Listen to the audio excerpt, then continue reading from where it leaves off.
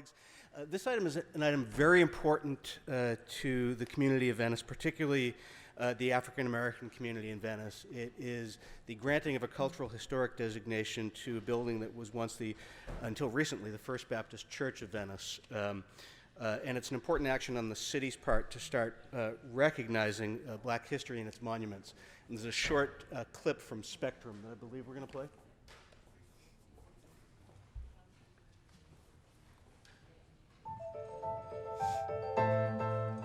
1956. Family history is something 79-year-old David Johnson keeps close to his heart and under his bed. Our family's been here for right at 100 years now.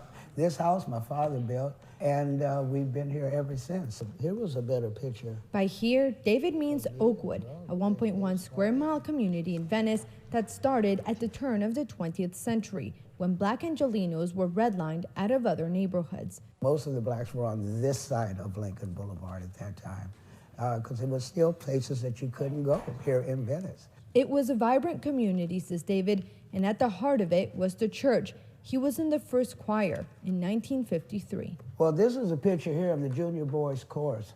This was the first group, young men, that was in the First Baptist Church. But in the last few decades, this community has changed. First, it was the neighbors who were priced out. Then, black-owned grocery stores David used to visit were replaced by Ralph's and Whole Foods. The last straw was the church. It was sold in 2015. It's been such a big influence on my life. And now that I see that it's closed like this, it hurts. Ever since, the future of the church has been in limbo. David's lifelong friend, Dr. Naomi Nightingale, social justice organizer for the Save Venice Coalition, has been fighting, along others, to make the church a historical monument, protecting it for generations. But she says the story of First Baptist is playing out over and over again everywhere. Across this country, particularly in the South, you will see that communities like this are being sort of whitewashed, to make it plain.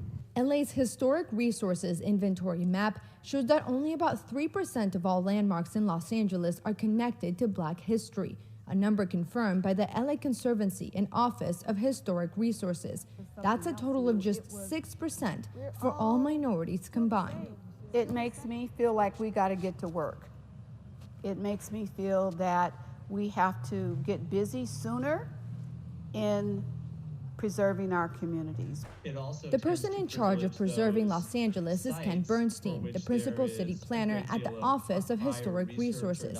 We asked him why so few LA landmarks are connected to black history. He said one reason is the process is open to the public, and so it benefits communities that are more politically active in that arena. It also tends to privilege those sites for which there is a great deal of prior research or documentation. That has to change, he says. So the city, along with the Getty, have launched the African American Historic Places Project. The new initiative has several components. One is to begin to rectify this disparity about what is designated as a historic cultural monument, and to advance to historic designation in the city, at least 10 additional African American heritage sites. That will be a start, he says, with other tools aimed at understanding and preserving the history of other cultures. For David, it's welcome news. And even after the church closed, for a long time, the light would still come on in the evenings. And it was like giving us hope, you know, that someday we're going to be back. And on that day, he says, people will bring their children and tell them all about black life in Oakwood. Thank you for allowing me to play that clip, colleagues. It was important to let some voices of the community tell their story and to have Ken sort of bring this into context.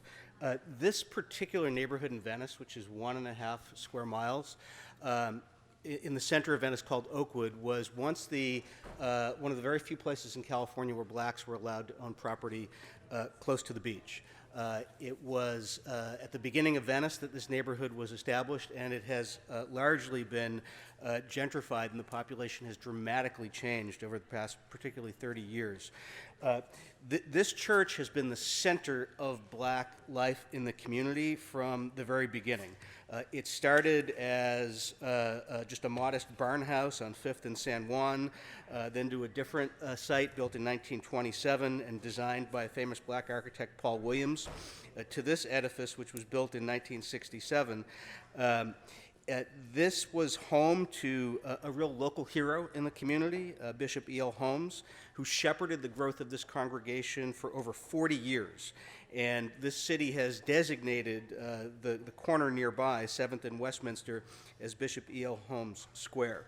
The Cultural Heritage Commission gave its recommendation for this designation a few months ago, and it has gone through plumb with a favorable recommendation. But I want to bring up a little bit of context here, because there was a similar application for a cultural historic designation that was before this council in January of 2020. And I was neutral on that. My position was, let's see what the system says. It came to this council with a negative recommendation, and I recommended we follow that. And we did that, and we denied this application.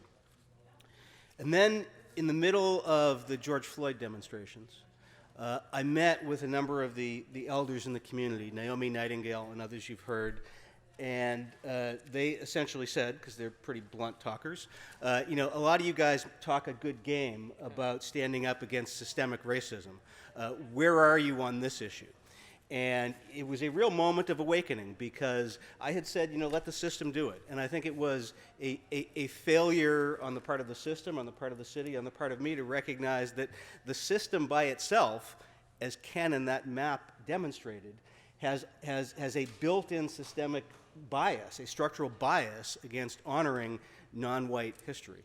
And so what we did was we decided we needed to do the kind of work that needs to be done to address structural racism.